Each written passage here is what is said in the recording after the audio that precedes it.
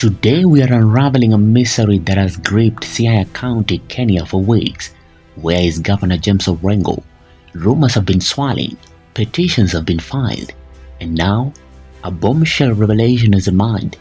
The governor is reportedly in the United States of America seeking medical attention at the prestigious Helen Diller Family Comprehensive Cancer Center. What is going on, and why has this been kept under wraps? Let's dive into the story. I last spoke with the governor on the 5th of June, 2 months ago actually, when we met at State House during the function that was held at State House. I believe that was his second last function. For over a month, the people of Siaya County have been asking one question. Where is their governor, James Orengo, a veteran lawyer, human rights activist, and the county's top leader?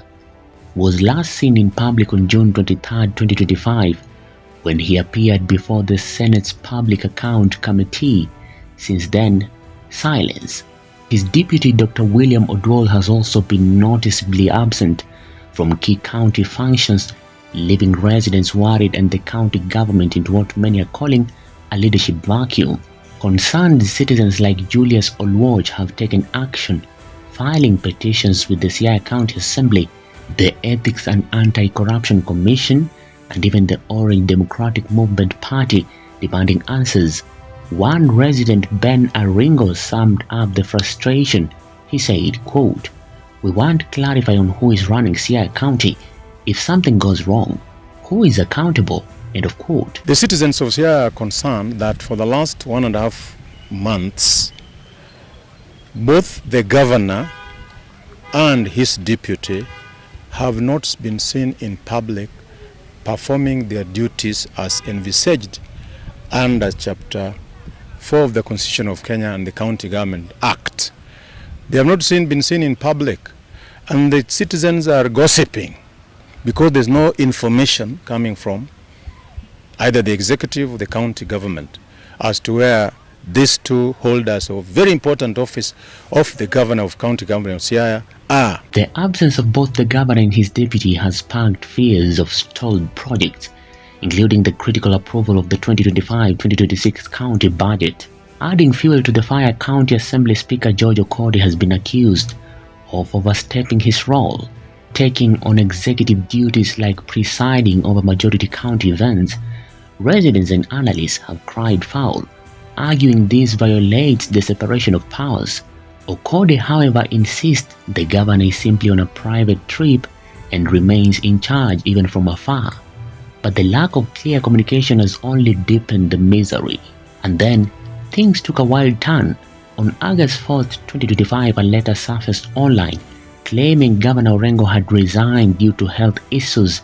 It was polished, official-looking, and addressed to the County Assembly Speaker. But both Orengo's office and the ODM party quickly flagged it as fake, accusing political saboteurs of spreading misinformation. Still, the letter fueled wild speculations about the governor's health, with some even claiming he had been poisoned. I want to take this opportunity to condemn in the strongest terms possible such allegations because they are nothing but fake. That is fake news, and obviously, if you look at the trends, what has been going on in the recent past, it means that some people, busybodies, are out to discredit the government of James Orengo. In a Tuesday press briefing, Deputy Governor William Odwol confirmed that he last communicated with Governor Orengo during the June visit by Siaya leaders to State House. Governor Orengo was last seen in public on the 23rd of June when he appeared before the Senate Public Accounts Committee to respond to audit queries. ODM leader Raila Odinga stepped in to calm the storm, assuring residents at a funeral in Ugunja on July 27th that Orengo was in good health and would return soon. He called Orengo, quote, "the elephant whose absence invites whispers," end of quote, but offered no specifics.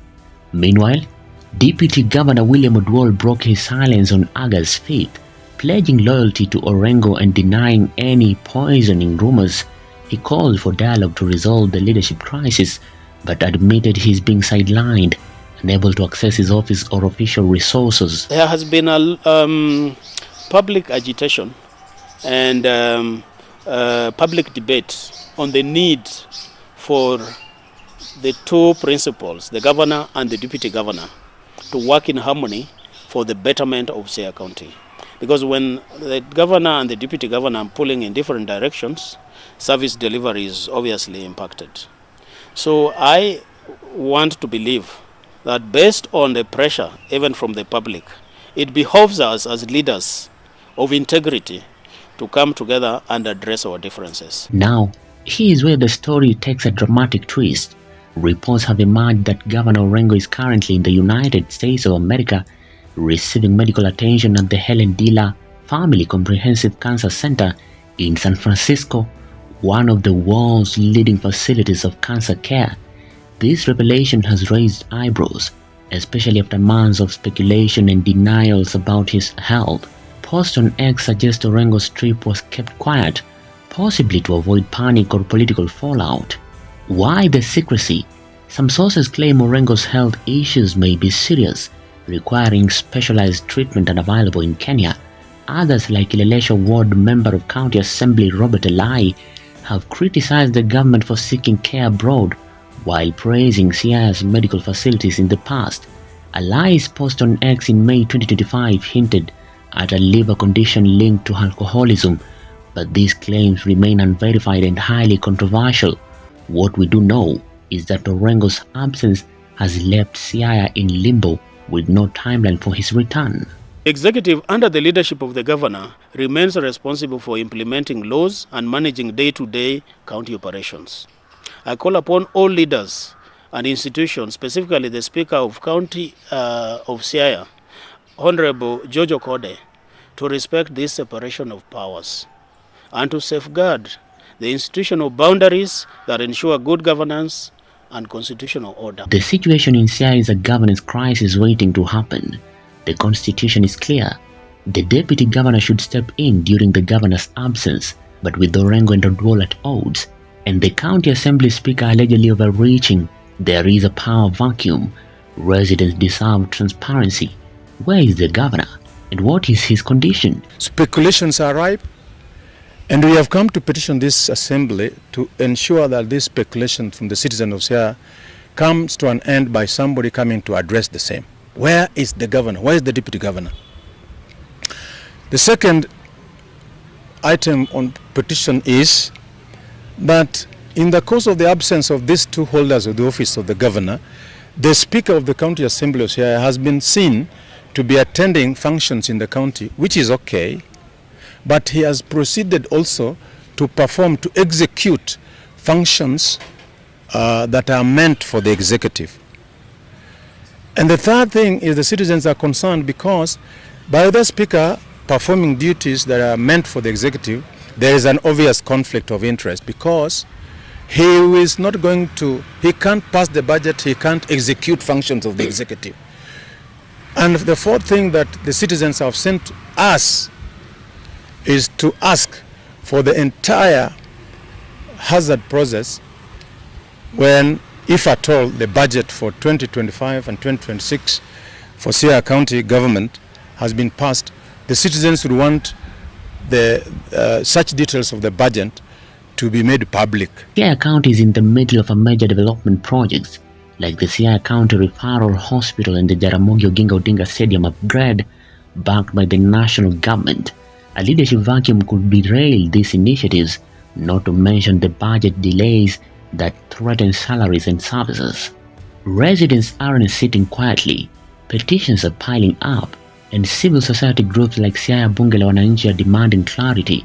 They've called out the county assembly for pushing through a budget without proper public participation, raising fears of mismanagement. One petition even accused, quote-unquote, cartels around the governor of exploiting the leadership gap for their own gain. But there is hope yet. Deputy Governor Oduol has proposed a dialogue to mend fences with Orengo and restore unity. He has vowed to stay in his role, saying, quote-unquote, resigning is for cowards. I am elected, not selected, end of quote. Meanwhile, Speaker Okode insists county operations are running smoothly, and Raila Odinga has promised Orengo imminent return. The question is, will Siaya get the answers it deserves? And can his leaders put aside their difference for the people? The saga of Governor James Orengo's whereabouts has gripped Siaya County and beyond, raising big questions about transparency, leadership and accountability. Is Orengo's health crisis real? And why was it kept under wraps? Will he return to lead? Or is Siaya headed for a deeper crisis? Drop your thoughts in the comment section below. For Maisha TV, I'm William Juma.